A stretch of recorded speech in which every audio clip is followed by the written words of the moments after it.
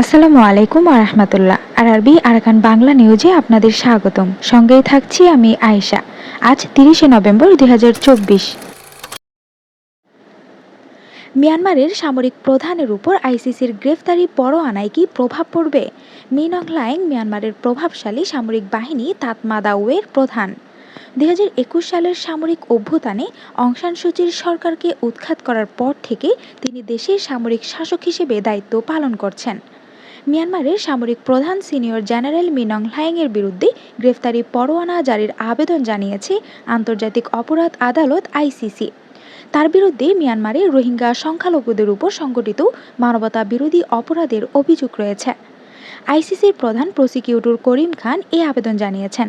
তিনি বলেন, senior general Min অং Hlaing ২০১৭ সালের ২৫শে আগস্ট থেকে ৩১ ডিসেম্বরের মধ্যে মিয়ানমার ও বাংলাদেশের কিছু অঞ্চলে রোহিঙ্গাদের উপর নির্বাসন ও নিপীড়নের মতো মানবতা বিরোধী অপরাধ সংগঠনের জন্য দায়ী। আইসিসির হিসাব অনুযায়ী ওই সহিংসতার ফলে এক মিয়ানমারেরও বেশি রোহিঙ্গা জোরপূর্বক মিয়ানমার থেকে বিতাড়িত হয়। আর বিতাড়িত অধিকাংশ রোহিঙ্গা আশ্রয় নেয় বাংলাদেশে। মিন অং হ্লাইং মিয়ানমারের প্রভাবশালী সামরিক বাহিনী তাতমাদাওয়ের প্রধান। ২০২১ সালের সামরিক অভ্যুত্থানে অং সান সুচির সরকারের উৎখাত করার পর থেকে তিনি দেশের সামরিক শাসক হিসেবে দায়িত্ব পালন করছেন।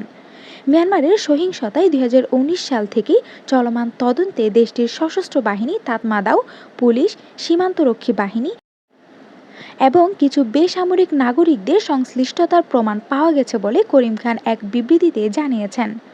তবে মিয়ানমার বরাবরই গণহত্যার অভিযোগ অস্বীকার করে এসেছে।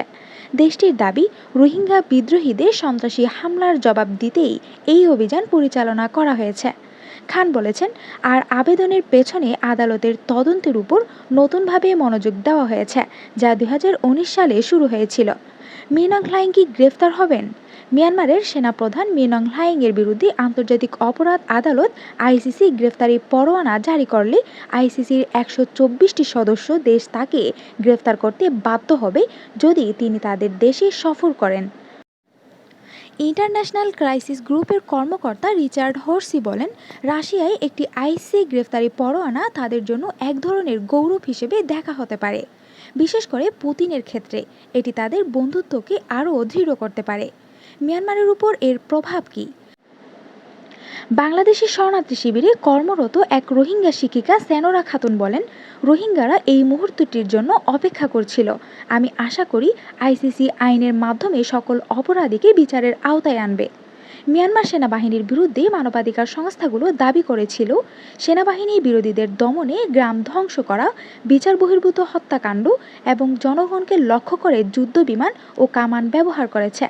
তবে আন্তর্জাতিক সংকট গোষ্ঠীর রিচার্ড হোর্সি বলেন, এমন কোনো পরোয়ানা তাদের বাহিনীর আচরণে তেমন কোনো পরিবর্তন আনবে না। স্বাধীন বিশেষজ্ঞ ডেভিড মেথিসন বলেন, এমন একটি সিদ্ধান্ত সম্ভবত সেনাপ্রধানের মধ্যে রোহিঙ্গাদের প্রতি ঘৃণা বাড়াতে পারে।